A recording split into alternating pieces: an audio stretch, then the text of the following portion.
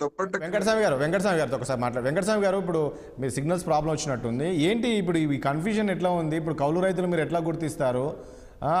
ఏంటి ఈ ల్యాండ్ ఉన్న వాళ్ళకి, భూమి ఉన్న వాళ్ళకి వాళ్ళని ఎట్లా గుర్తిస్తారు? లేక ఇద్దరికి మీరు డబ్బులు ఇస్తారా? కౌలు రైతుకు అదేవిధంగా భూస్వామికి వీళ్ళు ఇద్దరికి డబ్బులు ఇస్తారా? ఇంతమంది మహిళలకు 2,500 ఇస్తామన్నారు, ఏ రకంగా ఇస్తారు అని చెప్పేసి ఈరోజు బీఆర్ఎస్ నాయకుడు అడుగుతూ ఉన్నారు. ఒకటి ఆర్టీసీ బస్సు అయితే ఒకటి వేసారు తప్ప మిగతావి ఏంటి అనే పరిస్థితి. ఇదైతే కొంచెం కన్ఫ్యూజన్లో ఉంది. దీన్ని ఎట్లా చేస్తారని. ఇప్పుడు వైట్ రేషన్ కార్డు ఉంటేనే మీరు గ్యాస్ సిలిండర్ వస్తా అంటున్నారు. ఆ రోజు చెప్పలే మీరు. కోటేశ్వరరావు చెప్పినట్టుగా అందరికి కామన్ గా ఇవ్వడం అనేది ఏ ప్రభుత్వం చేయాలి సమంజసం కూడా కాదు. మా ప్రభుత్వం కాదు కదా, వేరే ప్రభుత్వం ఏదైనా కూడా.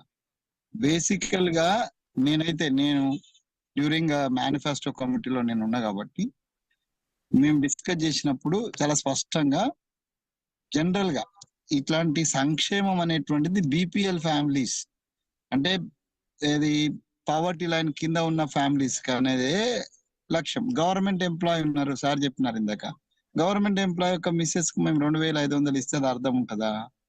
అది అప్రిషియేషన్ ఉంటుందా వాస్తవంగా? సో ప్రతి ఒక్కరికి ఇప్పుడు ప్రైవేట్ ఎంప్లాయీ మనం మేము ఇది బస్సు అందరికి ఫ్రీ అని చెప్పి అందరికి ఇస్తున్నాం. ఇప్పుడు ఎవరిని మేము రెస్ట్రిక్ట్ చేస్తలే. దానికే ఎట్లా మీద పడుతున్నారో చూస్తున్నారు కదా. అది వద్దని చెప్పరు, అది లబ్ధి పొందుతా ఉంటే అట్లా, అంటే అసలు పని చేయనిచ్చే ఉద్దేశంలో లేరు వాళ్ళు. మేము ప్రారంభమే చేయలేదు. ఇంకా ప్రారంభం చేసినటువంటి ఒక ఏదైతే ఉందో దాని మీద వీడియోలు, దాని మీద ఆటో డ్రైవర్లతో ఆందోళన చేపించుడు, ఇదంతా ఏందనంటే చెడగొట్టు విషయాలు తప్పితే ఇంకేం లేదండి. దీంట్లో కొంత స్పష్టత వారు కోటేశ్వరరావు చెప్పినట్టుగా బీఆర్ఎస్ నేతలు ఉన్నారా వెంకటస్వామి గారు? చెడగొట్టించే ప్రయత్నం వీళ్ళు చేస్తున్నారా, బీజేపీలు చేస్తున్నారా? ఇద్దరు చెప్తే ఇప్పుడు సీనన్న కూడా ఏమంటున్నారు, అది చాలా ఈజీగా చేయొచ్చు అని. ఈజీగా చేయొచ్చనే మోడీ గారు చేయలేగా మరి దేశంలో 2 కోట్ల ఉద్యోగాలు ఇవ్వలే కదా. ఈజీగానే చేయొచ్చు కదా, ఇన్ఫ్రాస్ట్రక్చర్ ఉంటుంది అనేది. మాకు తెలుసు ఇన్ఫ్రాస్ట్రక్చర్ ఉంటుందని. సో ఇన్ఫ్రాస్ట్రక్చర్ లేదనేది కూడా ఒకటి స్పష్టం కదా. రాష్ట్రంలో రిక్రూట్మెంట్ లేని కారణంగా అనేకమైనటువంటి 33 జిల్లాల యొక్క జిల్లా కార్యాలయాలు 10 మందితోటి 5 మందితోటి నడుస్తున్నటువంటి పరిస్థితి ఉన్నదని తెలుసు కదా. దీని అంతా మేము చక్కదిద్దాలి కదా. డెఫినెట్ గా మేము చక్కదిద్దడానికే వచ్చినాము. ఏమంటున్నా అంటే వెంకటస్వామి గారు, ఇప్పుడు మీరు ఏదైతే ఎన్నికల ముందు ఇచ్చిన హామీ ఏదైతుందో ఇది మీరు 90 రోజుల్లో అమలు చేయకపోతే రేపు వచ్చేది పార్లమెంట్ ఎన్నికలు. సో ఇవన్నీ కూడా ఒక ప్రధాన అస్త్రాలుగా అవుతుంది కదా ఇప్పుడు ప్రతిపక్షాలకు, బీఆర్ఎస్ పార్టీకి కావచ్చు, బీజేపీకి కావచ్చు. చూసారా, మీరు అన్నారు 6 గ్యారంటీల అమలుతో వీళ్ళు వచ్చారు, ఈ రోజు వరకు ఏం చేయలేదంటే అది మీకు ఇబ్బంది కదా రేపు? ఒక నిమిషం, ఇందాక ఆల్రెడీ డాటా ఉన్నది కదా మీరు అని చెప్పినారు చూడ. సో ఆ డాటాతో పాటు కొత్త అప్లికేషన్స్ పెండింగ్ లో ఉన్నాయి, ఇవన్నీ కూడా ఉన్నాయి. వాటిని మేము ఒక 10 days లో, మా టార్గెట్ 10 to 15 days లో ఇవన్నీ కూడా ఛానలైజ్ చేయాలనేది. దానికోసం మనం అప్లికేషన్ తీసుకుంటున్నాం. ఆల్రెడీ పెన్షన్స్ ఉన్నాయనుకోండి, పెన్షన్స్ ఆల్రెడీ ఇస్తున్న వాళ్ళ లిస్ట్ మా దగ్గర ఉంది కదా. ఆల్రెడీ గత గవర్నమెంట్ లో వచ్చినట్టు ఉంటుంది కదా. ఇప్పుడు అడిషనల్ గా కొన్ని చేసేది ఉంటది, కానీ ఆల్రెడీ ఉన్నటువంటి పెన్షన్స్ ఏవైతున్నాయో దాన్ని దాన్ని ముందు తీసుకెళ్లడమే కదా. సో అది మా దగ్గర ఆల్రెడీ ఉంది కదా. సో దానికి జోడించి ఒక 10 to 15 days లో ఇదంతా మేము సెటప్ చేస్తాము. తర్వాత ఒకవేళ నీడెడ్ సీనియర్ చెప్పినట్టుగా మేము విల్ టేక్ డాటా ఉందన్నారు. మరి కొత్త వాళ్ళకి ఇన్వైట్ చేస్తే అయిపోతుంది, వెల్కమ్ చేసి కొత్త వాళ్ళని ఇన్వైట్ చేస్తే అయిపోతుంది. అప్లికేషన్ కి అందరిని ఎందుకు ఇన్వైట్ చేస్తా ఉన్నారు? నేను ఏమంటారు, ఇప్పుడు మీరు డాటా మీ దగ్గర ఆసరా పింఛన్ల డాటా ఉందన్నారు. ఆసరా పింఛన్ డాటా ప్రభుత్వం దగ్గర ఉందని చెప్పినప్పుడు కొత్త వాళ్ళని ఇన్వైట్ చేస్తే అయిపోతుంది కదా. పాత వాళ్ళని ఎందుకు ఇన్వైట్ చేస్తా ఉన్నారు? అందరినీ ఎందుకు పత్రాలు తీసుకుంటా ఉన్నారు? మేము చిన్న చెప్పినట్టుగా వెంకటస్వామి విషయం ఏంటంటే, ఇప్పుడు ఆల్రెడీ మీ దగ్గర డాటా ఉంది. వెంకటస్వామి గారు ఒక్క నిమిషం. వెంకటస్వామి, మీరు ఏమంటున్నారు, మా దగ్గర డాటా ఉంది, ఇది ఈ పింఛన్లకు సంబంధించి ఆసరా పింఛన్లకు మీరు అన్నప్పుడు మళ్ళీ ఇప్పుడు అందరి దగ్గర ఎందుకు తీసుకుంటున్నారు? కొత్త వాళ్ళ ఇప్పుడు ఎవరైతే గతంలో ఎవరికైతే పింఛన్ లేదో వాళ్ళు మాత్రమే దరఖాస్తు చేసుకుంటే అయిపోతుంది కదా. మరి ఇప్పుడు అందరినీ మళ్ళీ ఎందుకు మీరు దరఖాస్తు చేసుకుంటున్నారు?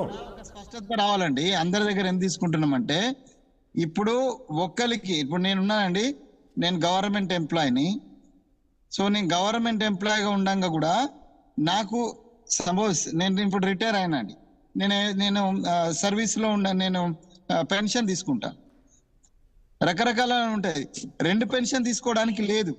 ఇప్పుడు కొంతమంది మా అంటే వాళ్ళకి గవర్నమెంట్ clarity లేదు. ఎంప్లాయీస్ దే ఎలక్టెడ్ యాజ్ మీద గానీ, వీళ్ళకు పత్రం మీద పబ్లిక్ clarity లేదు. రిప్రజెంటేటివ్స్ గా అర్థమైంది. ఎమ్మెల్సీలుగా ప్రకారం. ఎమ్మెల్యేలుగా సార్, ఎన్నికయ్యారు. ఇప్పుడు మహాలక్ష్మి జారీ సో వాళ్ళకి ఇక్కడ ఈ application గవర్నమెంట్ form అక్కడ అది different గా. రెండు రావద్దు అనేటువంటిది ఇప్పుడు 2500 రూపాయలని ఆర్థిక సాయం అన్నారు సార్. మరి 2500 ఆర్థిక సాయం గవర్నమెంట్ వాళ్ళకి చేస్తారా, ప్రతి మహిళకి చేస్తారా, పేద మహిళకి చేస్తారా, బిలో పవర్టీ లైన్ వాళ్ళకి చేస్తారా? క్లారిటీ లేదు సార్. ఇలా 500 రూపాయల గ్యాస్ ఇవ్వండి సార్. ఇంతకుముందు రేషన్ కార్డులోకి ఇస్తారు సార్. రేషన్ కార్డు అనే అంశమే లేదు సార్ ఇందులో. రేషన్ కార్డు అనే అంశమే లేదు ఇందులో. ఆల్రెడీ ఉన్న డాటా తర్వాత ఇప్పుడు తీసుకున్న అప్లికేషన్ దీన్ని కోఆర్డినేషన్ చేసుకోవడం వల్ల సమస్యలు ఎక్కువ రాకుండా చూడడం కోసం మేము అప్లికేషన్ ప్రాసెస్ స్టార్ట్ చేసినాము. అది వస్తుంది 10 రోజులలో 8 days మేము టైం పెట్టినాం. దాని తర్వాత కూడా మేము తీసుకుంటామని చెప్తున్నాం. నిరంతరంగా ఎవరైనా చెప్తున్నాము. సో పని చేయనియండి సార్. ఫస్ట్ ఆఫ్ ఆల్ దాన్ని ఒక సిస్టమైజింగ్ రానియండి. రాకముందే విమర్శలు ఎందుకు?